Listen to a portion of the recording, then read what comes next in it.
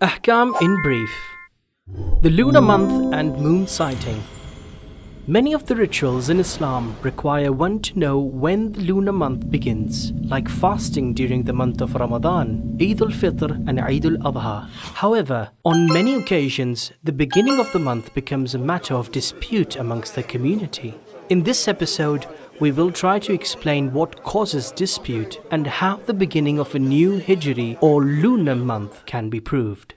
The Islamic calendar is based on the lunar cycle. The period in which the moon orbits around the earth once forms one lunar month. During its orbit, the moon reflects the light of the sun and based on its position exhibits different shapes. So it appears as a crescent in the beginning of the month, then becomes a full moon during the middle of the month, and then appears once again as a crescent. Finally, it disappears completely in the shadow of the earth. This stage is called al-muhaq in Arabic or wane in English. Once the moon is out of this stage, the sunlight shines on it and it appears as a very fine crescent, which marks the beginning of a new lunar month.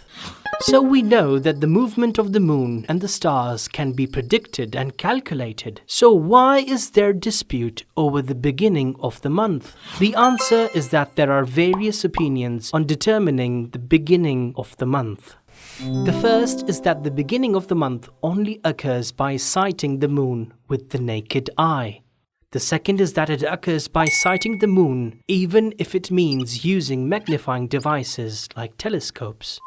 The third is that the month begins if the sighting of the moon is possible, but it is covered behind a barrier like dust or clouds. And finally, that the beginning of the month is determined through the astronomical calculations that prove that the new moon is born, even if its sighting is impossible. The second area of dispute is the issue of the horizon. If we assume that the beginning of the month is proved in one place, does this prove it in other places? Here too, there are different views. The first view is that having proved it in one place only proves it in other places if the two places share the same horizon, or if the horizons are very close to each other. The second view is slightly broader and states that by proving the month in one place, it is proved in every other place that shares with it a portion of the night. And the third view is even broader and states that proving the month in one area proves it in the countries of the old world, which is Asia, Africa, and Europe.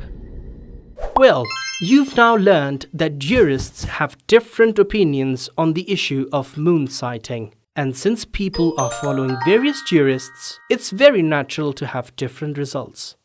But is it compulsory to follow a jurist in determining the beginning of the month? The issue has two components. Firstly, for the principle and the method of determining the beginning of the month, like the principle of sighting with the naked eye or sighting with devices, it is compulsory to follow the jurist. Secondly, regarding the application of these principles and determining the beginning of the months practically, the jurist need not be followed. In fact, it is the duty of the follower himself to do this.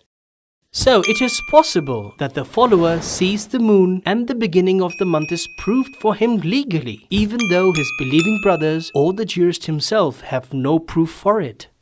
Now, after having presented the differences of opinion, we will mention the ways that the beginning of the month can be proved based on the opinions of Ayatollah As-Sayyid As-Sistani. First, that the beginning of the month is proved by sighting the moon with the naked eye. You are allowed to use magnifying devices to determine the position of the crescent, but you have to see it with the naked eye. Keep in mind that sighting the moon only using magnifying devices will not prove the beginning of the month. Secondly, is to become assured about the possibility of seeing the moon with the naked eye, meaning that it is confirmed with convincing and undeniable evidence that the moon exists and that seeing it with the naked eye is possible. However, it has been covered with clouds or dust, for example. Keep in mind that this evidence must be convincing to the astronomers, scientists, and the experts. Thirdly, is by proving the new moon in other regions. This method requires some geographical and astronomical conditions between the two regions, and they should be united or very close in their horizons. Understand that this requires special technical knowledge, and therefore one should refer to experts and specialists. As an example, it's mentioned that if the new moon is proved in Najaf, this normally means it's proved for Bahrain, but having it proved in Bahrain does not necessarily mean it is proved in Najaf. The fourth way of proving the month is through widespread news of proving that the month has begun, which gives one certainty. So for example, if a large number of people say that the month has been proved and the follower is sure of what they say and the proving method goes in accordance with his jurist, then the month is proved for him too. The fifth way is by legitimate affirmation. This means that one takes the testimony of two just men that the month is proved according to the principles of one's jurist. And lastly, if the beginning of the month has not been proved with any of the previous ways, then by the passing of 30 days, the current month ends and the new month begins. In this episode, we tried to explain the most important issues of sighting the moon and what causes the dispute over it. We should remember that various views on the first of the month still exist and will continue to do so. What remains for us is to understand other opinions and to respect them. We ask our Lord to join our entire Ummah to celebrate the next Eid under the flag of our Imam. May Allah hasten his appearance.